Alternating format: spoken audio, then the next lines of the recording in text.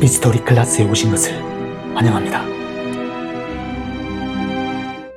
지구 밖 다른 행성에도 생명체가 살고 있을까요? 이 질문은 인류가 지구, 우주, 행성에 대한 개념을 알게 된 뒤로 갖게 된 가장 큰 관심사가 아닐까 합니다. 우리는 지구인과 비슷한 지능을 가지고 의사소통이 가능한 외계인에 대한 환상을 품곤 하죠. 특히 태양계 행성 중 가장 활발하게 탐사 중인 화성에 높은 기대를 걸고 있습니다. 화성에는 정말 생명체가 존재할까요? 화성은 태양계 행성 중 지구와 가장 유사한 환경을 가지고 있습니다.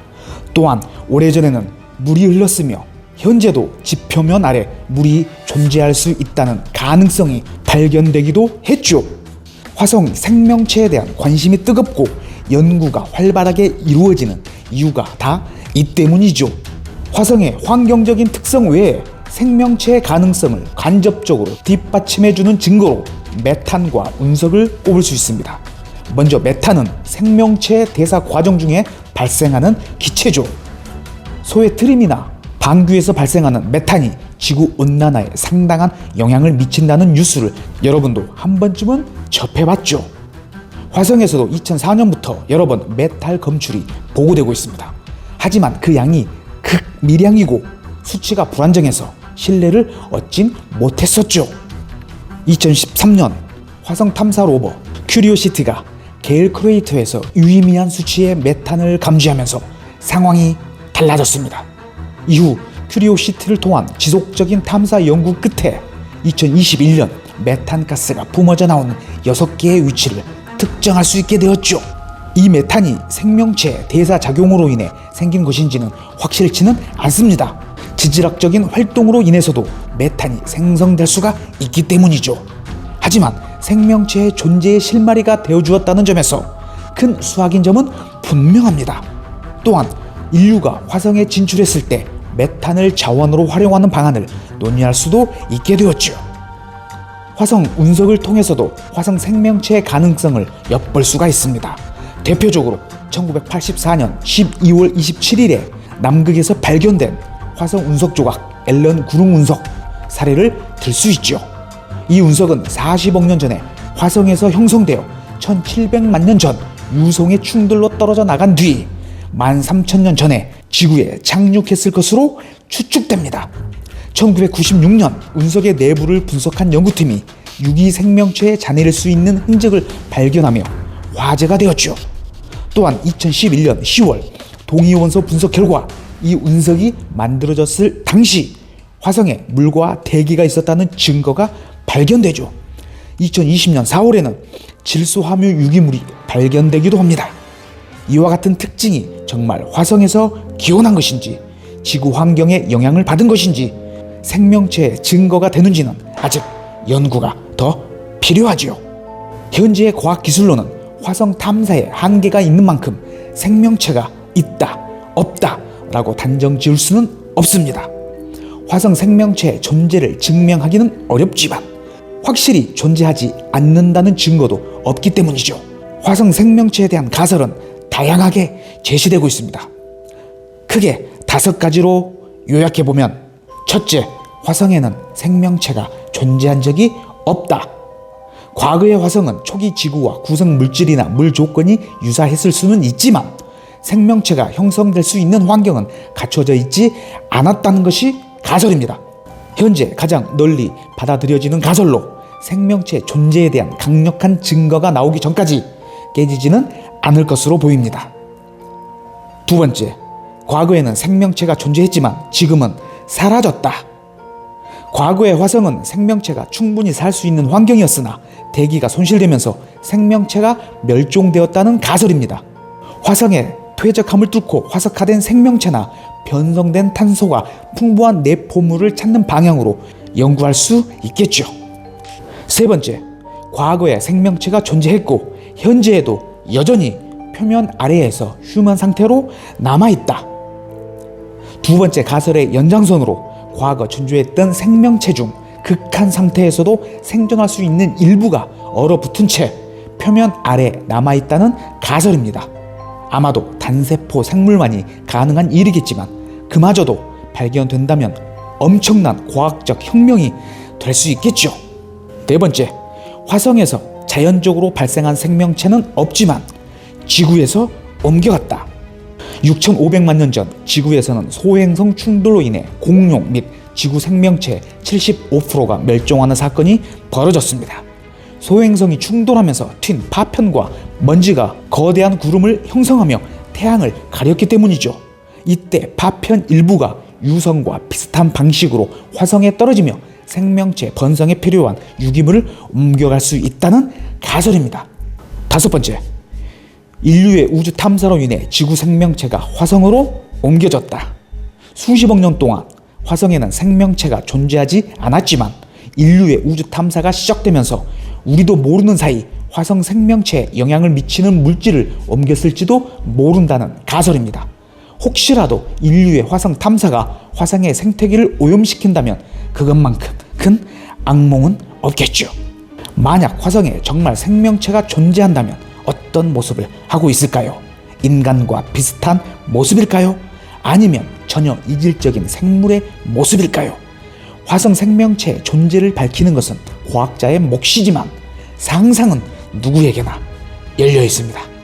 1898년에 출판된 허버트 조지 웰스의 소설 우주전쟁은 인류와 외계 종족 간의 갈등을 자세하게 그린 초기 대표작 중 하나입니다. 여기서 묘사되는 화성인은 커다란 머리와 촉수처럼 퇴화한 몸을 지니고 있죠. 이 모습은 후대의 많은 창작물에도 영향을 미칩니다. 우주전쟁에서는 문어 같은 모습까지는 아니더라도 영화 화성 침공처럼 머리가 발달하고 몸이 가느다란 모습은 화성인의 전형처럼 여겨지게 되죠. 그래서 상상이 아니라 현실에서 화성에 지적 생명체가 존재한다고 믿었던 사람들이 있습니다. 화성의 지적 생명체에 대한 대표적인 가설 한번 알아보겠습니다. 첫 번째, 화성 운하이론입니다. 화성 지적 생명체에 관한 관심이 처음 대중적으로 퍼졌던 시기는 19세기 후반입니다. 1877년 스키아파렐리는 화성을 관찰하던 중 긴 줄무늬가 여러 갈래로 엮인 지형을 발견합니다. 이를 채널이라는 의미의 이탈리아인 카날리로 명명합니다.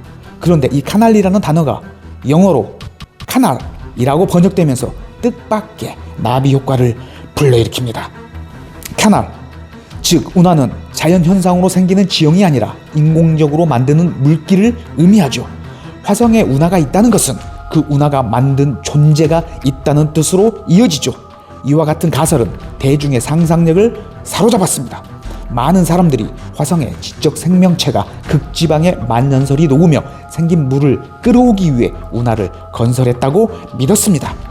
특히 미국의 천문학자였던 퍼시벌 로렌스 로웰은 1894년부터 15년 동안 화성을 집중적으로 관측하면서 화성 운하이론을 강하게 지지합니다.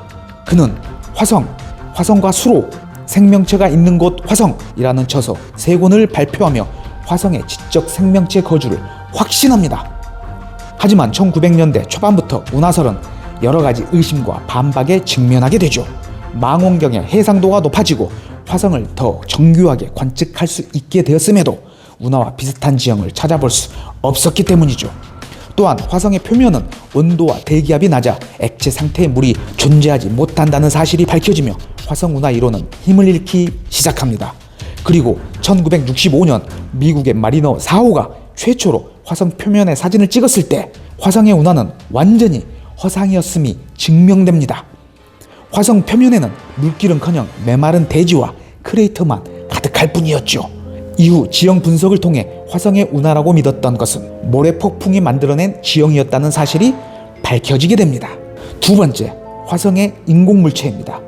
화성 운하 이론이 망원경으로 화성을 관측하던 시대의 대표적인 오류였다면 사이도니아는 우주 탐사가 시작된 이후 대중을 가장 들썩이게 했던 가설이라고 할 수 있습니다. 1976년 7월 25일 바이킹 1호가 화성의 사이도니아 지역을 촬영한 사진에서 사람의 얼굴과 비슷한 모양의 지형이 발견됩니다. 과학자들은 이 얼굴이 착시 현상에 의한 것이라고 일축했지만 그 강렬한 모양은 사람들의 상상력을 자극하기에 충분했습니다. 인면함 주변에 인공 구조물로 보이는 지형이 있었던 점도 한몫했는데요. 지적 생명체 옹호론자들은 사이도니아 지역이 화성 문명의 증거라고 주장합니다. 인면함은 정말로 지적 생명체가 사람의 얼굴을 본따 만든 인공물이었을까요? 하지만 사이도니아의 얼굴은 평범한 바위산으로 밝혀졌습니다. 위에 고해상도 사진을 보면 사람 얼굴과 그다지 비슷하지 않는 것을 확인할 수 있죠. 바이킹 1호가 촬영한 사진은 해상도가 떨어져 디테일이 잘 표현되지 않았을 뿐더러 빛과 그림자의 방향이 우연히 사람 얼굴처럼 보이도록 맞아떨어지며 이 같은 오해가 생긴 것이었죠. 과학적으로는 평범한 바위산일지 모르지만 사람들의 상상 속에서 사이도니아는 여전히 흥미로운 대상으로 남아 있습니다. 영화, 드라마, 게임, 음악 등 다양한 대중문화에 영감을 주기도 했죠. 여러분은 어떻게 생각하십니까? 지금은 상상에 그칠 수밖에 없지만 언젠가는 화성 생명체의 진짜 이야기가 펼쳐질 날이 올 수 있겠죠. 화성 생명체에 대한 연구는 인류의 화성 진출에도 중요한 의미를 갖습니다. 인간의 화성 탐사 활동이 화성의 생태계를 파괴하거나 혹시 존재할지 모를 화성 원주민들의 터전을 빼앗는 결과를 초래하면 안 되기 때문이죠. 만약 정말로 화성에 생명체가 존재한다면 인류와 조화롭게 공존할 수 있는 방법을 찾아야겠죠. 그래야 진정 성공적인 화성 진출이라고 할 수 있겠죠. 시청해 주셔서 감사합니다.